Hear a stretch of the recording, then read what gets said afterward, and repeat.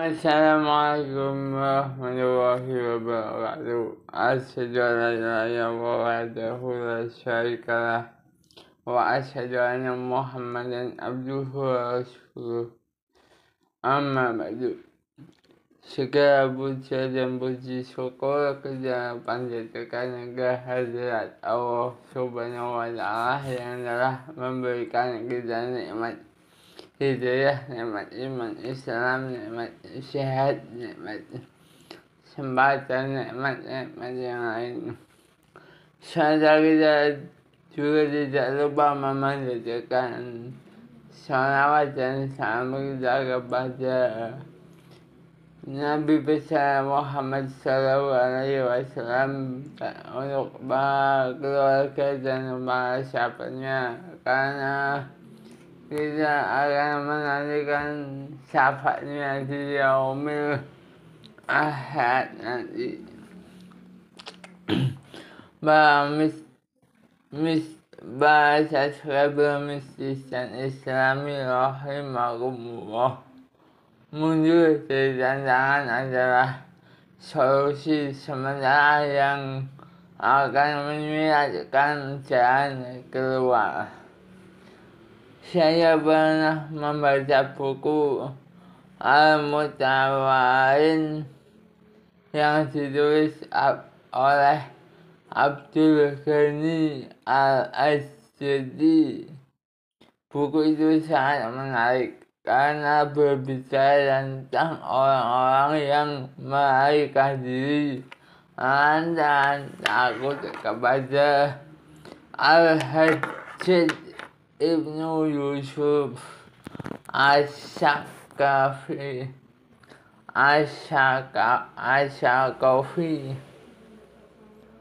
Dari buku itu akhirnya saya menyadari bahwa dalam hidup ini masih ada ruang untuk bernafas, bahwa dalam keburukan itu masih ada pilihan yang bisa ditawarkan dan bahwa dalam sesuatu yang tidak disukai itu kadang ada keleluasaan untuk berbuat.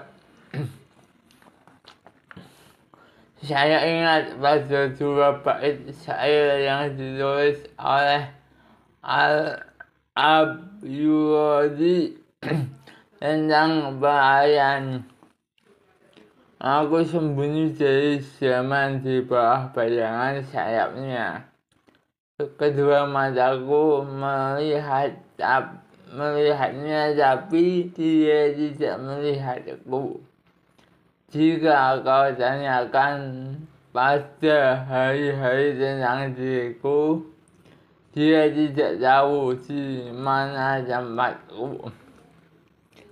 Dan kau juga tidak tahu di mana tempatku.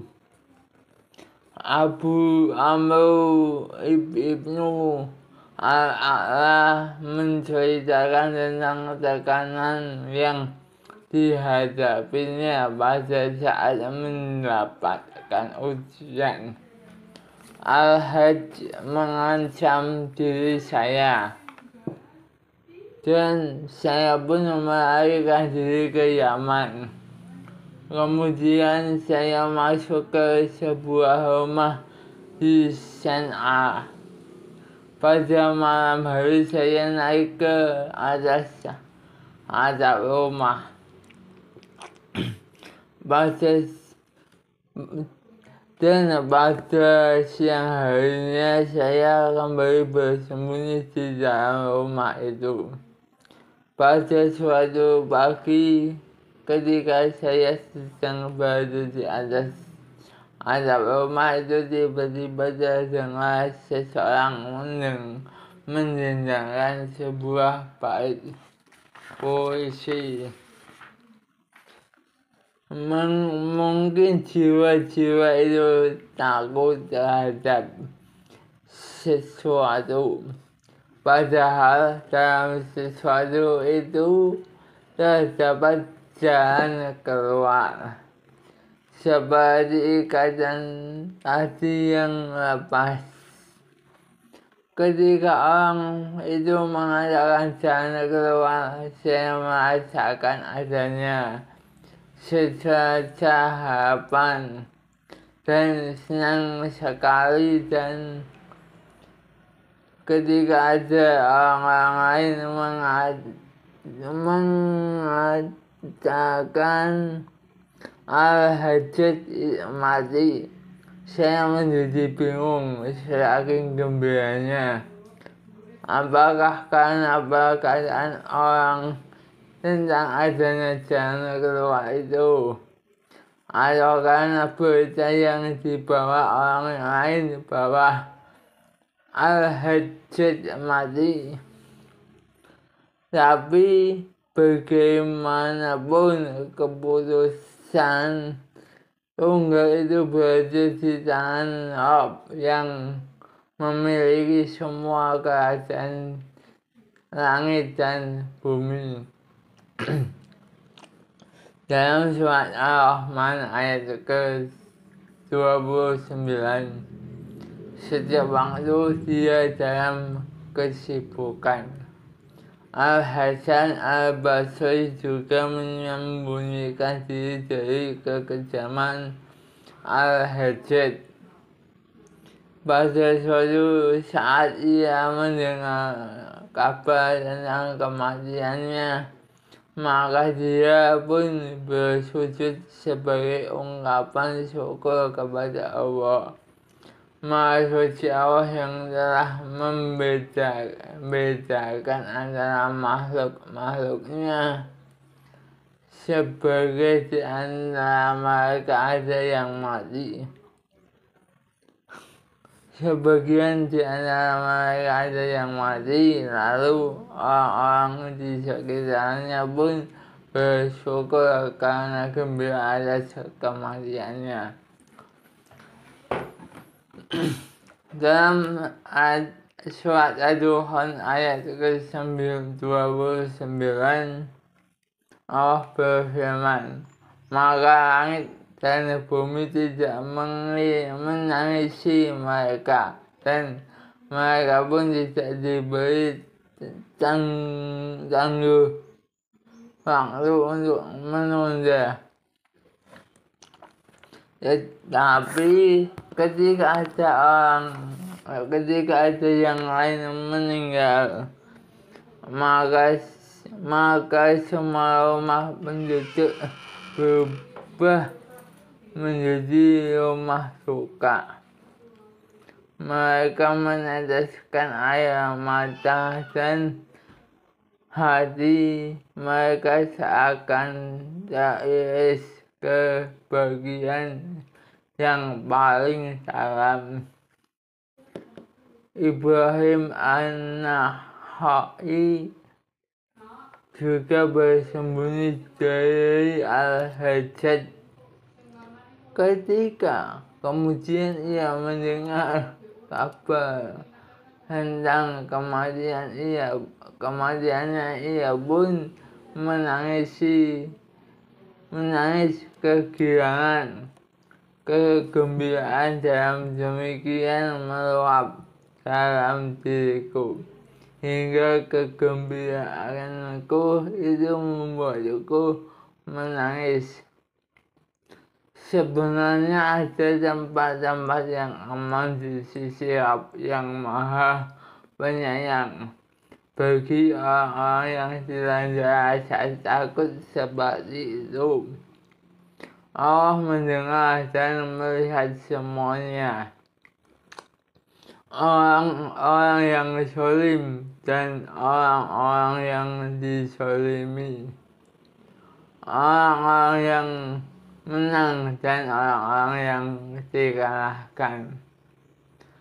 Dalam Al-Furqan ayat ke-20, Allah berfirman, dan kami jadikan sebagian kamu cobaan bagi sebagian yang lain.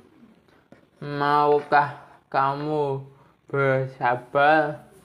Dan adalah Kamu yang Maha melihat.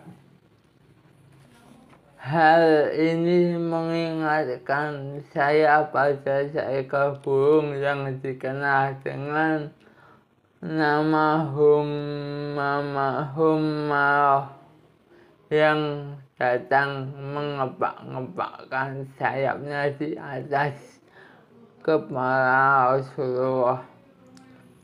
Saat itu Rasulullah sedang duduk bersama para sahabat di bawah sebuah pohon. Burung itu seakan-akan dengan bahasanya mengajukan tentang seorang laki-laki yang mengambil anak-anaknya dari sarangnya. Maka Rasulullah pun berkata, siapa yang menyakiti burung ini dengan mengambil anak-anaknya, kembalikan anak-anaknya kepadanya. Hal ini serupa juga dikatakan oleh penyair, seekor merpati datang kepadamu menanggung rindu, melapor kepadamu dengan hati pilu. Siapa yang mengabarkan kepada pohon kok bahwa tempatmu terlarang, dan siapa yang mengabarkan bahwa engkau dapat berlindung untuk orang takut. Sa'id Ibnu Jubair pernah berkata, demi Allah saya telah melarikan diri dari Al-Hajjaj hingga saya merasa malu kepada Allah yang Maha Tinggi. Setelah itu dia dibawa menemui Al-Hajjaj. Tatkala pedang terhunus itu telah di atas kepala Al-Hajjaj. Sa'id Ibnu Jubair tersenyum. Al-Hajjaj pun bertanya, mengapa engkau tersenyum? Sa'id menjawab, saya heran dengan kekurangan ajaranmu kepada Allah dan kesabaran Allah atas dirimu. Sungguh sebuah jiwa besar yang demikian yakin dengan semua janji Allah dan demikian tenang untuk menuju tempat kembali yang indah dan baik. Dan memang demikianlah seharusnya iman itu. Masyaallah muslimin, demikianlah kisah dari mistis dan islami. Kurang lebihnya maaf. Rabbana atina fid dunya hasanah wa fil akhirati hasanah wa qina adzabannar wa qina adzabannar wa qina adzabannar. Salam kabar dan jangan lupa dukung channel Mistis dan Islami. Terima kasih yang telah subscribe dan yang belum, mohon dukungannya, jangan salah subscribe, like, comment, dan share-nya yang sebanyak-banyaknya. Wallahu a'lam bishawab. Wassalamualaikum warahmatullahi wabarakatuh.